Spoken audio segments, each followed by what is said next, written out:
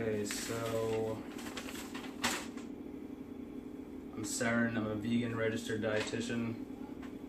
This is an egg. Okay. This is a chicken vagina. Lest we forget, that's where eggs come from, okay? I added the floating feathers for context. Surely they're not obtained, you know, with comfort, because the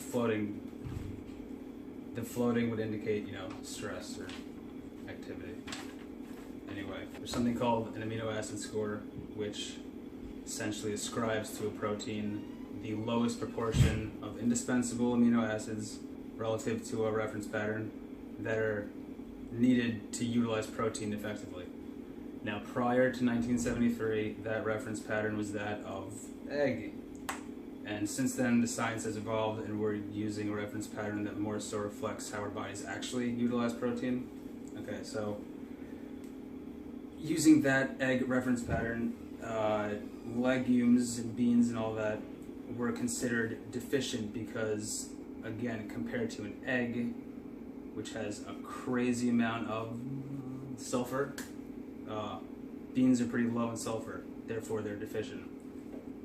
Post 73, and again during further revisions between 1990 and 2007 or something, that upped the previously weak amino acid score of legumes to a level that is now not deficient in any sulfur-containing amino acids, which is the thing that people always say is too low in beans. That revision was, by the way, from 25 milligrams per gram to 22 milligrams per gram, if you want to get specific.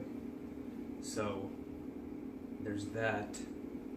And there are also a whole bunch of other like methodological issues that really muddy the otherwise clear waters of the protein issue. Does that make sense? It doesn't.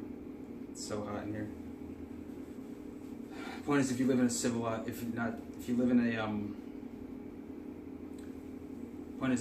an industrialized country, the odds of you being protein deficient are pretty low.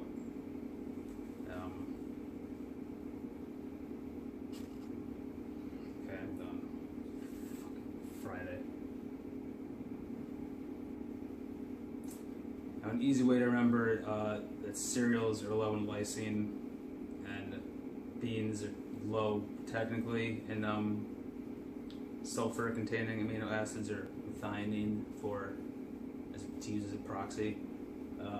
You could do the alphabet thing where A, B, C, D, E, F, G, H, I, K, L.